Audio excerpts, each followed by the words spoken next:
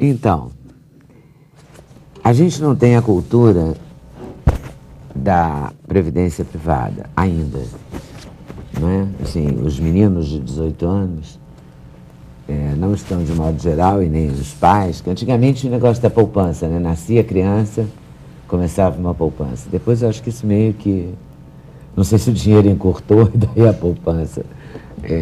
Ou a poupança passou a dar pouco, eu não sei o que acontece, mas eu acho que a gente, o brasileiro, não tem a cultura da previdência privada. Eu estava ouvindo o Alberto falar agora, primeiro que eu fiquei contente, né, porque eu descobri que a minha dieta é saudável, porque eu odeio salada e eu adoro fritura, quer dizer, em relação à bactéria eu não pego. Meu médico não vai gostar disso. Mas você emagreceu a beça, portanto, da última vez que você veio aqui, portanto 20, você deve 20 quilos, então você não estava comendo fritura, eu não posso acreditar nisso. Agora, em relação à previdência privada, também tem muito disso. Eu ouvi essa semana gente dizendo que não ia mais comer pepino. Quer dizer, tinha ouvido cantar na esquina que era o pepino da Espanha, mas olha, eu não vou comer pepino, porque o pepino é que está causando a bactéria.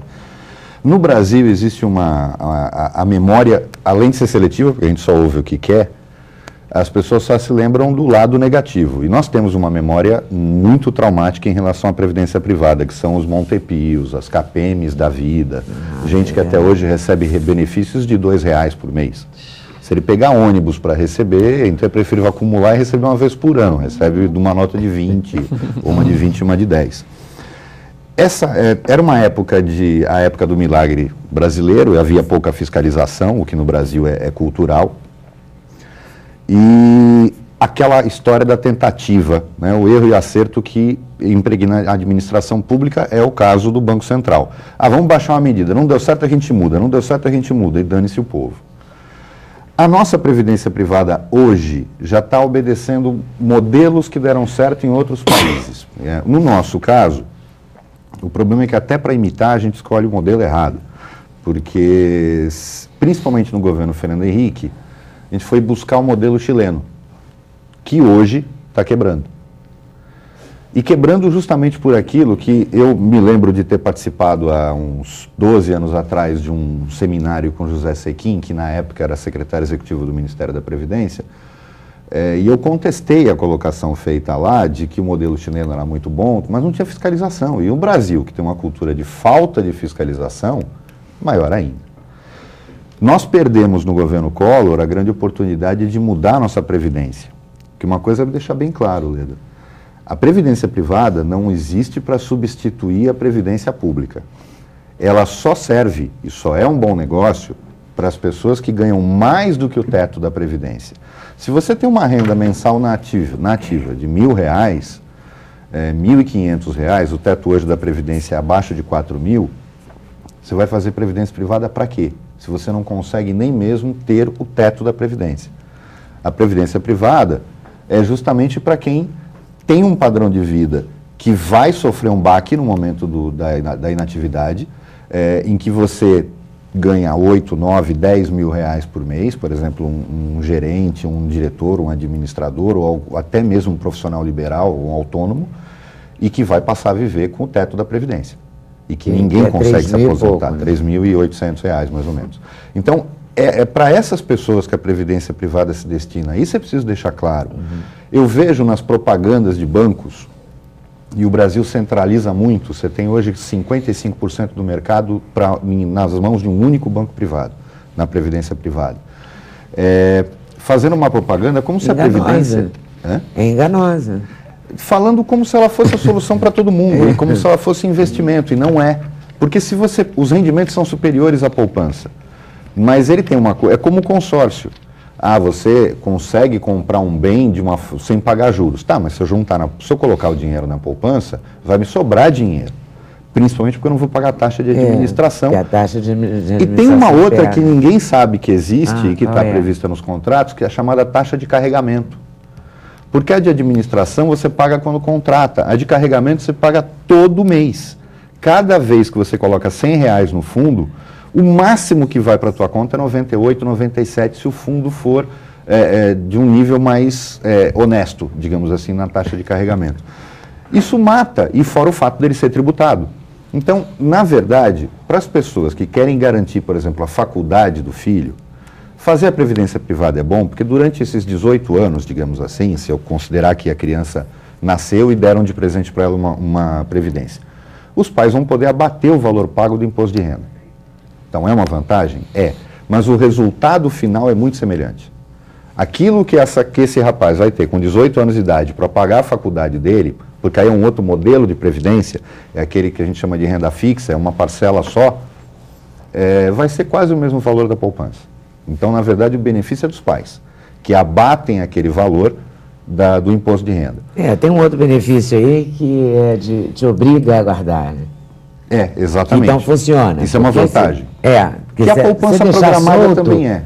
Mas é a mesma coisa da poupança programada. Agora, se você deixar solto, você não guarda. Para quem tem realmente um padrão de vida, ganha mais de R$4.000 por mês, e não precisa ter medo, por exemplo, quem você falou da questão da idade. Começar a contribuir com a minha idade. Importa perguntar a sua idade. 46. 46. Eu vou ter que fazer um aporte muito alto mensal. Mas se, por exemplo, eu recebo um seguro ou um dinheiro extra qualquer, ao invés de colocar num CDB, eu transformo a previdência num investimento e faço um aporte muito alto. Eu pego esse dinheiro que eu ia colocar no CDB, no RDB e coloco na previdência e pago uma mensalidade menor. Por exemplo, se você pega, sei lá, 40 mil, digamos assim, que você tenha recebido ou de uma indenização, ou do fundo, ou de herança, sei lá de quê, ou 50 mil, uma coisa só para a gente fazer um número, uma coisa que dê para todo mundo acompanhar, inclusive eu que não sou bom em matemática. Aí colocou lá 40 mil. Quanto é que você tem que depositar por mês? Por exemplo, para que você se aposente aos 50 anos de idade, com uma renda mensal de R$2.500 por mês, a renda mensal vitalícia, você tem que ter constituído uma reserva de aproximadamente R$900 mil. Porque a gente está levando em conta que na renda mensal vitalícia é um risco para os dois lados, porque você pode viver muito, pode viver pouco. O banco aposta por isso que existe essa modalidade da renda mensal vitalícia e não por tempo programado. Aí, para juntar 900 mil, você tem que fazer um aporte muito alto. Mas se você, por exemplo, recebe, quando se aposenta, fundo de garantias, indenizações ou qualquer coisa desse tipo, dá 200, 300 mil. Bota no fundo. Não importa o momento que você constitui a reserva. A previdência privada, ela não trabalha muito em função de idade ou de tempo, ela trabalha em cima de reserva acumulada. Ou seja, todo o dinheiro extra que eu tenho uma vantagem. Hoje, até o limite de uns 50, 60 mil reais, eu vou poder abater integral do imposto de renda. Faz aportes na previdência privada, transformando até em investimento.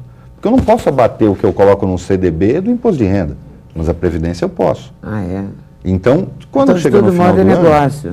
Exatamente. Mesmo que você não vai chegar nos 900 mil nunca. Todo final de ano coloca esse investimento que você tem, essa poupança, no fundo de pensão. Você fez mais o compromisso da prestação. O importante é constituir a reserva. De que valor? Você escolhe. Essa é a grande vantagem da previdência privada. Enquanto que na previdência pública eu não tenho opção, porque eu tenho que pagar, eu vou pagar 20%, tenho teto, mas vou pagar aquela alíquota, e ela é compulsória, trabalhou, contribui.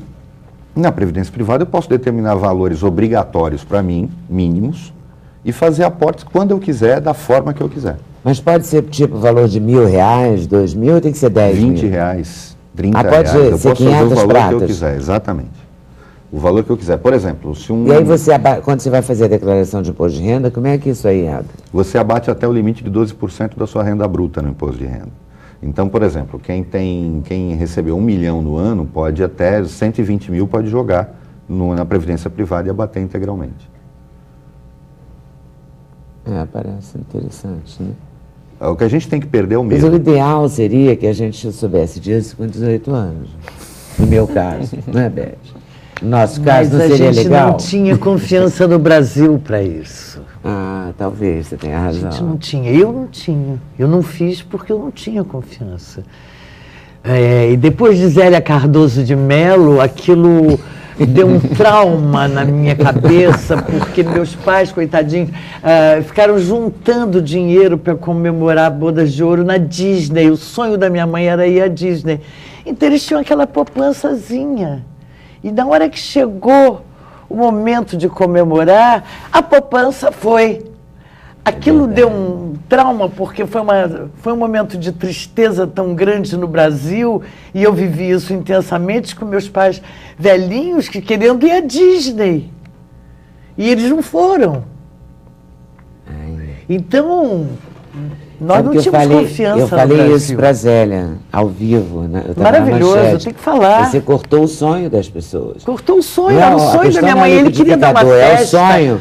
Olha, Ela foi falou, tão... depois esse dinheiro volta. Eu falei, Mas você não tem cortou o volta, sonho. uma pessoa dessa idade E ela não ficou tem brava volta. comigo, ficou furiosa. Pois Depois é. ela fez as pazes, me deu até uma entrevista. Não fez as pazes Mas nesse você sentido. teve toda a Nunca foi razão. minha amiga, mas Você sabe que, por incrível ela que brigou pareça, comigo no ar, assim, ficou se o furiosa. dinheiro tivesse na previdência privada, não teria sido bloqueado. Pois é, mas ninguém Que ia foi a única acreditar. aplicação que não entrou na conta do plano. Então ela devia ter plano dinheiro Collor. na Previdência Privada.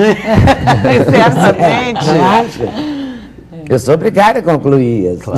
Pois é. Mas hoje esse dinheiro está lastreado em título, né? Acho que isso também dá uma garantia para o investidor. Na crise dos Estados Unidos, os fundos perderam muito dinheiro, que eles têm uma garantia mínima, mas por exemplo, você tem fundos aí, enquanto que a poupança rende 6% ao ano, mais a correção monetária, que hoje é muito pequena, você tem fundos de pensão e tem instituições de previdência que tiveram uma lucratividade de 18% ao ano, 19% ao ano, porque fizeram investimentos divididos, uma parte em renda fixa, uma parte na bolsa, Mas e isso até são o quê? minimizam o Cestas? impacto.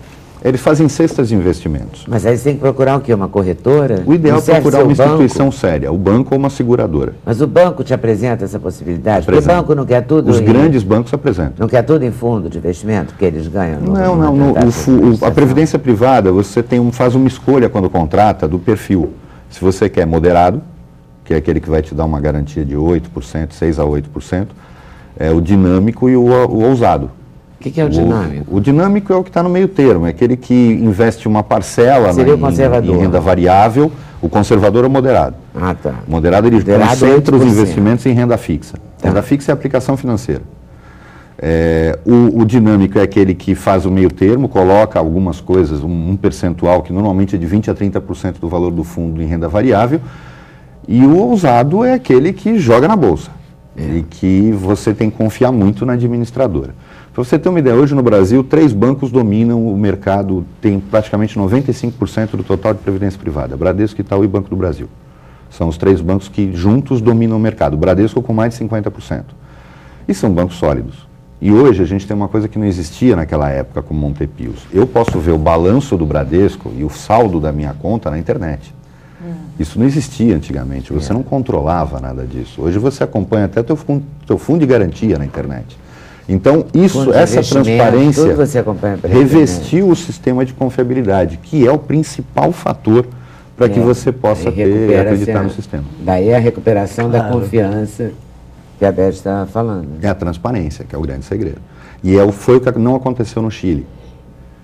Por isso o sistema lá quebrou, que serviu de modelo para quase todos os países da América do Sul, mas é aquela história, usaram o dinheiro em investimentos duvidosos. O Chile passou por uma crise econômica muito séria, porque é um país importador, tem praticamente 2 produtos, né? O Chile vive do cobre e do vinho, e de pescado.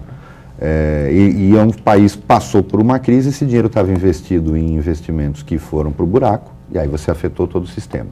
No Brasil, da mesma forma que politicamente a gente diz que o Brasil jamais vai poder ser a Venezuela, porque não é a Venezuela, mesmo que o Hugo Chávez fosse brasileiro, da mesma forma nós não vamos passar por isso. A nossa economia é muito maior e o sistema de fiscalização no Brasil, embora deficiente por uma questão cultural, ainda existe. Mesmo que feito pelo povo ou por entidades como a Proteste, como o IDEC.